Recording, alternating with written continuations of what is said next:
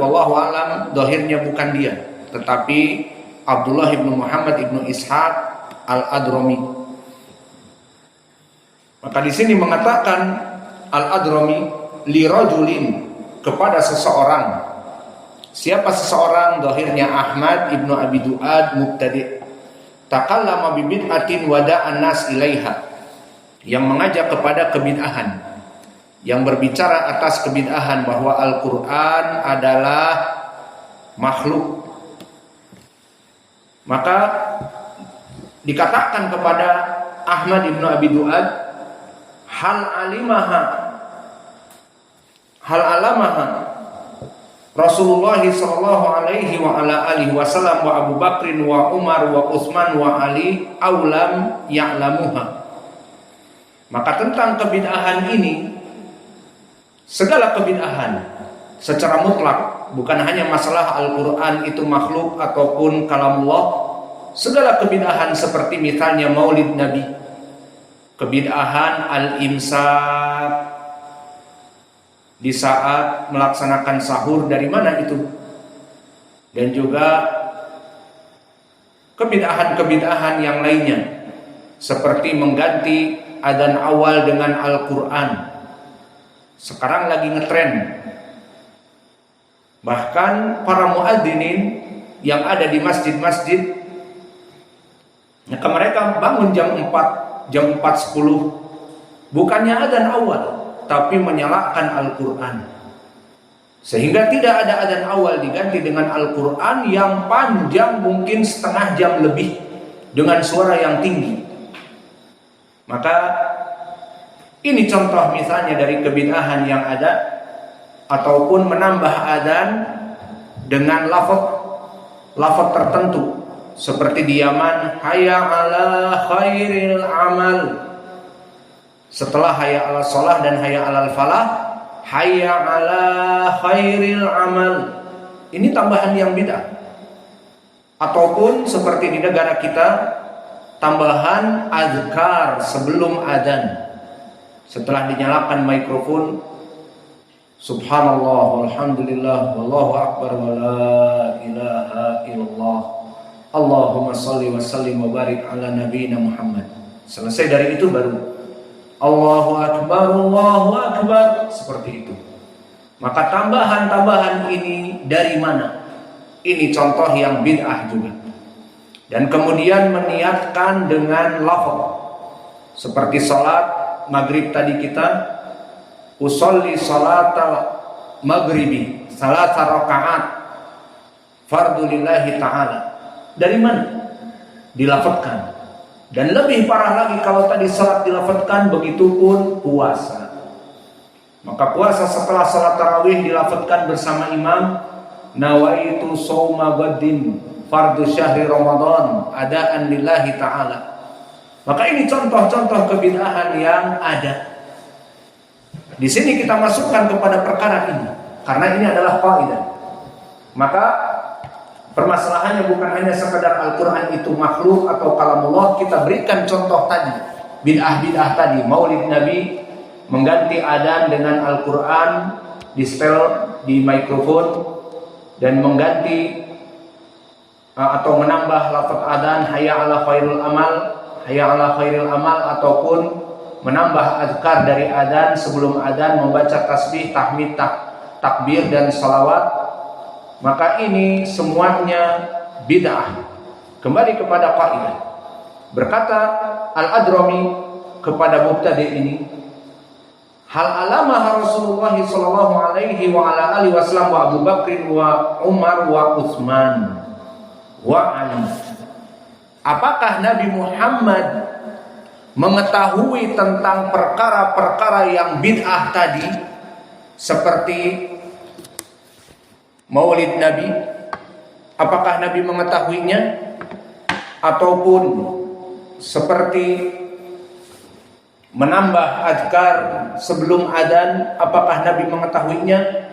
Atau seperti menjauhkan manusia 1/4 jam 10 menit sebelum adzan awal dinamakan dengan imsak, Apakah Nabi mengetahui dan Abu Bakar dan Umar dan Utsman? Ini pertanyaan dari Al-Adrami kepada mubtadi ini.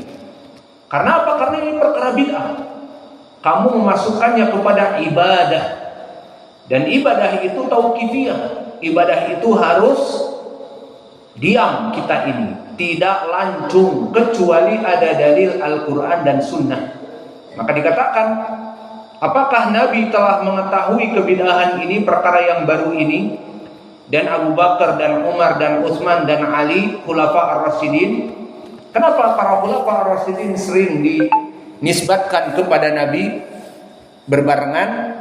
Sesuai dengan hadis Irbad ibn Sariyah, yang mana Nabi Muhammad sallallahu alaihi wasallam bersabda seperti di hadis yang telah kita tahrid, wa alaikum bisunnati wa sunnatil khulafa ar-rasyidin al-mahdiyyin addu 'alaiha bin nawajid. Ini dia jawabnya.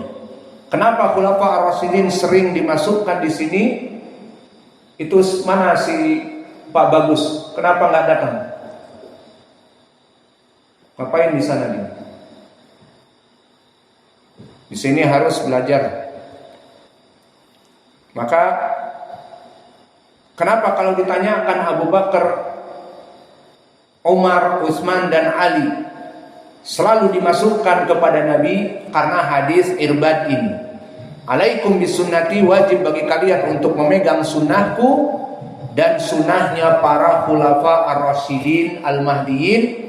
Gigitlah dengan geraham kalian. Makna gigit dengan geraham bukan sunnah itu digigit. Jadi para ahli sunnah itu tukang gigit-gigit, bukan. Tetapi makna gigit dengan geraham di lughatil arabiyah alzimuha, pegang teguh.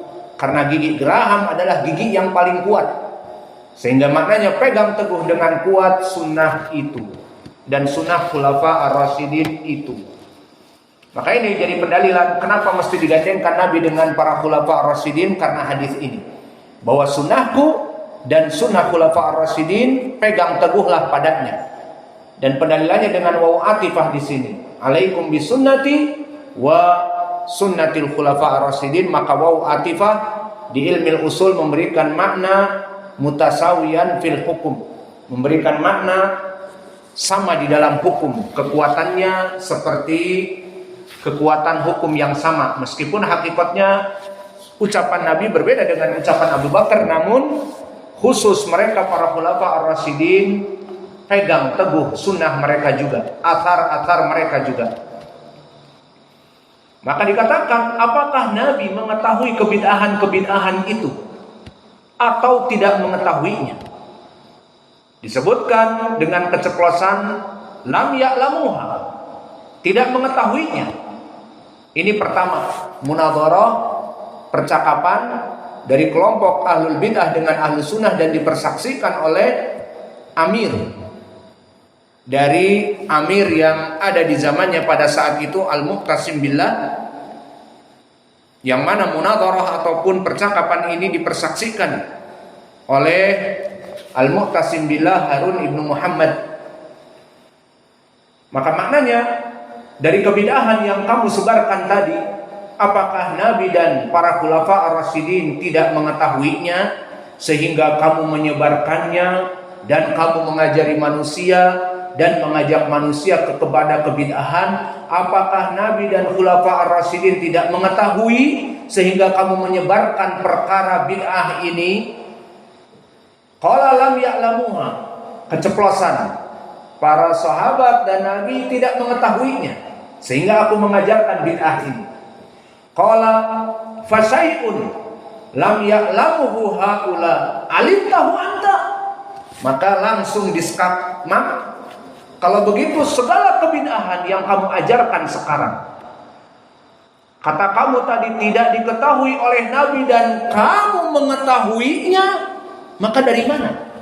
Ini yang menjadi bantahan kepada kelompok ahlul bid'ah dari zaman dulu sampai sekarang di skakmat ini. Jika kamu mengajarkan bid'ah, seperti misalnya bid'ah apa saja, kayak tadi bid'ah maulid Nabi, bid'ah menambah adzan, menambah azkar dari adzan, mengganti adzan awal dengan Al-Quran, kita tanyakan, Maka apakah Nabi dulu tidak mengetahuinya sehingga kamu membuat kebid'ahan ini dan mengajari manusia dan mengatakan ini adalah kebaikan? Memangnya Nabi tidak tahu kalau itu baik? Apakah Nabi tidak tahu kalau perkara itu adalah baik dan para khulafa ar-rasyidin? Coba ditanyakan seperti itu.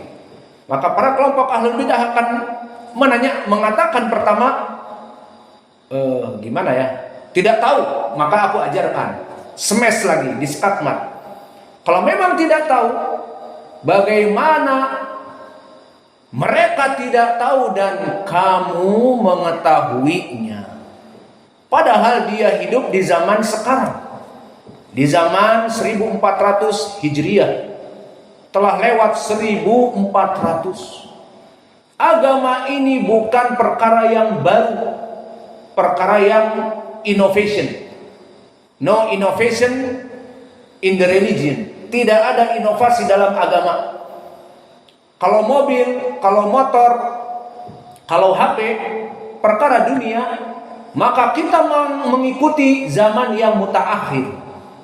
Maka Toyota mengeluarkan seri yang baru, dan motor Yamaha NMAX mengeluarkan seri yang baru, dan juga iPad mengeluarkan seri yang baru, Samsung mengeluarkan S yang baru, seri yang baru.